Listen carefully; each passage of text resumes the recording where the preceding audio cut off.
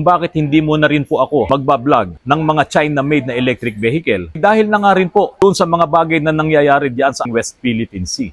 Para maipwesto nila yung kanilang mga sasakyang pandigma.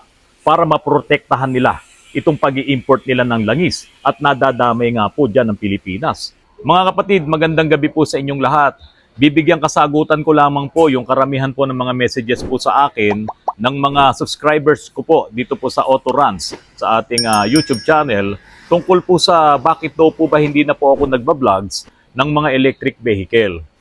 Sa totoo lamang po mga kapatid, kung titignan niyo po yung channel ko, yung pinakahuling vlog ko po ay tungkol po doon sa hydrogen fuel cell ng Toyota, ng Hyundai at saka ng Honda. At meron din po akong vlog tungkol po dito sa hydrogen van, yung Toyota Hiace. Hindi nga lamang po ako nakagawa na ng mga vlogs tungkol po dito sa electric vehicle. Lalong-lalo na po yung mga electric vehicle na galing ng China. For some personal reason, ayoko muna pong mag-vlog nung mga EVs na yan na gawa ng China. Pero kung meron pong EVs na gagawa natin ng vlog na hindi po China-made, ayan, atin pong gagawaan yan ng vlog. Kaya lang, wala pa po sa ngayon. Mga kapatid, inuuna ko lang po hindi po ako anti-EV. Maganda po yan. Kaya po kung talagang matutuloy nga po itong kagustuhan ng nakakarami dito sa climate change, ay talagang kailangan mawala itong mga internal combustion engine na nagbubuga ng lason sa ating atmosphere. At isa nga po sa makakatulong dyan ay yung pag-aalis nitong mga internal combustion engine na gumagamit po ng fossil fuels, yung gas at diesel. So kailangan mawala sila. Kaya nga po habang naglalabasan itong mga electric vehicle na galing ng China, nung mga unang panahon, nagbablog po tayo. Pero ngayon, hinto muna po ako. At ito po yung aking reason kung bakit. Dito po sa Pilipinas, siguro po napakaliit na porsyento lang ang maitutulong natin upang makabawas ng lason na pumupunta sa atmosphere sa pamamagitan po ng paggamit natin ng ating mga sasakyan, mga internal combustion engine. Pero itong China, na sila po talaga ang number one na gumagawa nitong mga electric vehicles at napakarami po doon sa kanilang bansa ng mga electric vehicles, sila rin na nagbebenta ng mga sasakyan. Meron na nga dito sa Pilipinas at sa ibang mga bansa pa, pati yung mga parts, pati mga kits, binebenta po nila yan. Ano po kaya yung ginagamit nilang enerhiya sa pag-produce nitong mga electric vehicles na ito? Sila po ba ay nakakatulong na mabawasan ang pollution or sila po ba ay nakakadagdag pa? At kung sakali nga po bang matuloy itong Paris Convention na ibabawal na talaga ang paggamit ng mga fossil fuels or itong mga gasolina, diesel sa ating mga sasakyan at tatanggalin po talaga itong mga internal combustion engine, susunod po ba ang China na hindi na rin po sila gagamit ng fossil fuels? Hindi lamang sa kanilang mga sasakyan, kundi sa kanilang mga manufacturing plant, sa kanilang mga industriya. Susunod po ba sila? Hearing no objection, it is so decided. It marks the first time in 3 decades of COP climate summits that nations have agreed on a concerted move away from oil, gas, and coal, which account for about 80% of global energy. Sa tindi po ng industrialization ng China, sa lahat ng napakaraming mga produkto, halos kinakalatan na po nila ang buong mundo ng kanilang mga produkto. Kasama na po dyan ng electric vehicles. At habang sila po ay umuunlad, hindi po sila nakakatulong para mabawasan po yung mga lason na napupunta po sa ating atmosphere. At isa pa pong dahilan kung bakit hindi mo na rin po ako magbablog ng mga China-made na electric vehicle ay dahil na nga rin po doon sa mga bagay na nangyayari diyan sa West Philippine Sea. Yung patuloy po niyang pambubuli sa mga Pilipino diyan po sa West Philippine Sea. At iyan po ay sa kabila pa na talagang ang mga Pilipino tinatangkilik ang mga produkto na galing sa China. Pero hindi nila tayo tinitigilan, binubuli pa rin po nila tayo. Ano po ba talaga ang dahilan sa likod nitong pagbuo ng China ng napakaraming electric vehicle? Ito po ba ay dahil sa gusto po talaga nilang makatulong sa kalikasan? O ito po ba ay talagang para lang sa kanilang negosyo? Mga kapatid, alam niyo po, nung panahon pa lang na nagsisimula ang China, napakarami po ng kanilang langis. Sa katotohanan, ay nag-e-export pa sila ng langis sa Japan dahil ang Japan ay wala naman talagang sariling langis na namimina. Kaya po ang China noon ay napakarami ng kanilang langis at ginamit po nila ito sa kanilang pag-unlad. Yung kanilang industriya, yung kanilang manufacturing, yung kanilang mga planta. So yung pag-unlad ng China, pati yung kanilang teknolohiya, ang ginamit po nila dyan ay yung kanilang langis. Pero ngayon mga kapatid, sila po ang pangalawa sa may pinakamalaking konsumo ng langis, pangalawa po sila sa US. Napakalakas nilang kumonsumo ng langis. At dahil nga po doon sa talagang umunlad na po ng napakabilis ng China, lalong-lalo na dito sa manufacturing, napakatindi po ng kanilang pag-unlad. Kailangan po nila ng napakaraming demand sa langis. Kaya nga po, itong electric vehicle, doon sa China, kung ikaw ay bibili ng electric vehicle nila, magagamit mo araw-araw.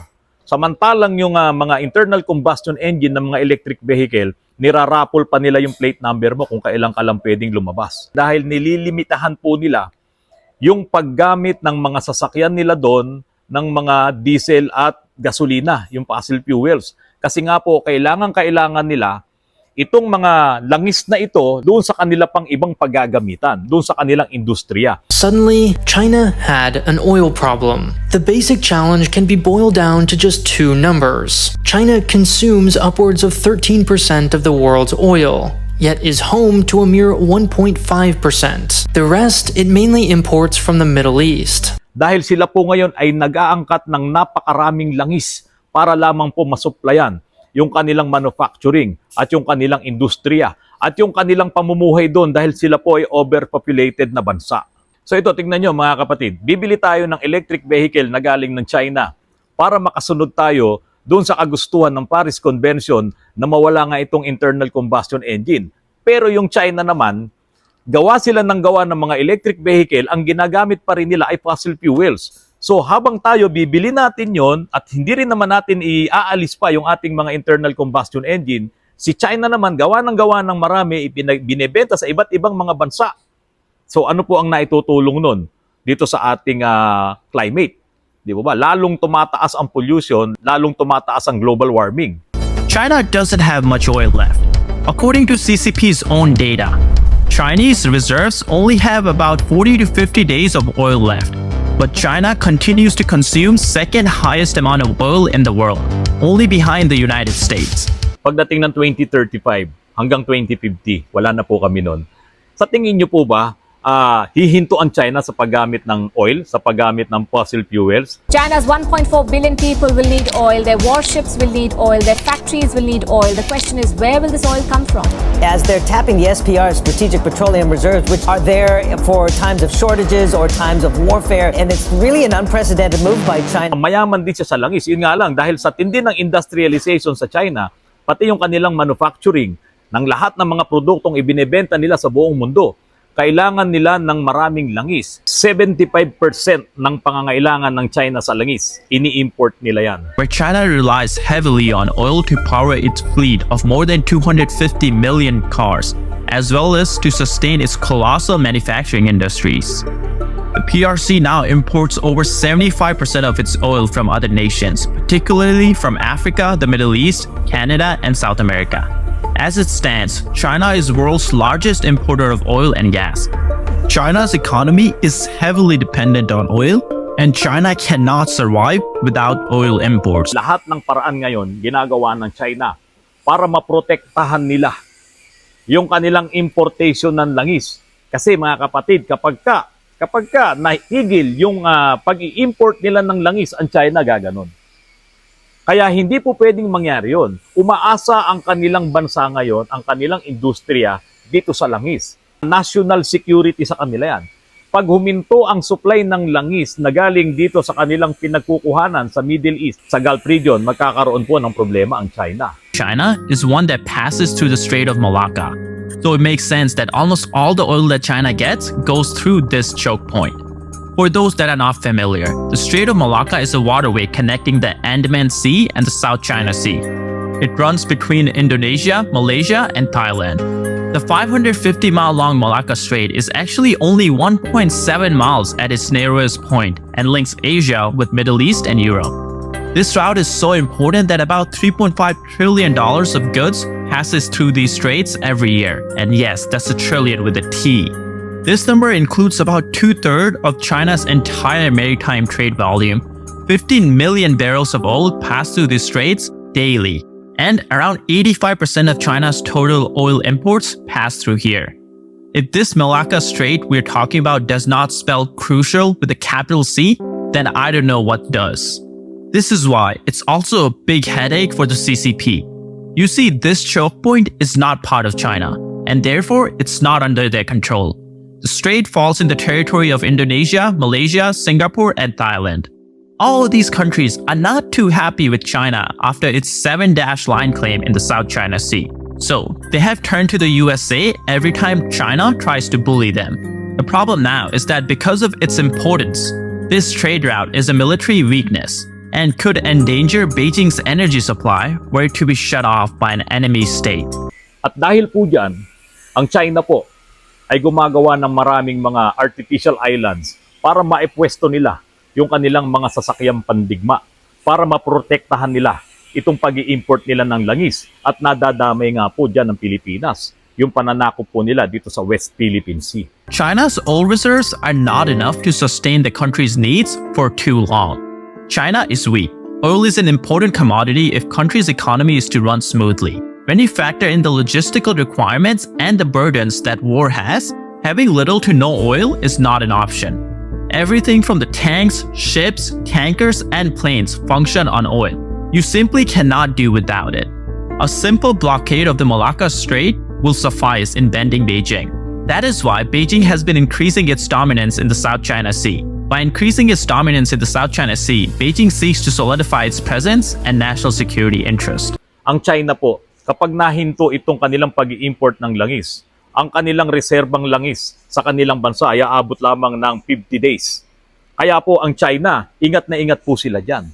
Kasi kapag ka naubos ang kanilang reserbang langis sa loob ng 50 days, babagsak po ang kanilang economy. Haba, hindi na sila magiging powerful na bansa. In addition to oil, which is already a big part, there are military interests too, as the strait is the main route for the Chinese Navy to South and West Asia. Their naval dominance in the region is also dependent on this Malacca Strait. Dahil ang China ay umaasa dito po sa industriya na to, dito sa kanilang manufacturing. Kung pagdating sa gera, wala pa naman silang ginyerang bansa. Kaya dahil po dito, ang China po ay hindi pwede makipaggera, lalong-lalo na sa US at sa mga allies nito. Kaya yung mga bansa na naapektuhan doon sa kanilang paligid, doon sa tinatawag na 7-dash line, ay mga kapatid, humihingi sila ng tulong sa US. Especially considering that many, if not most countries near China have the United States as their ally. For example, heavyweights like India, Japan, and Australia are allied with the US through the ASEAN alliance.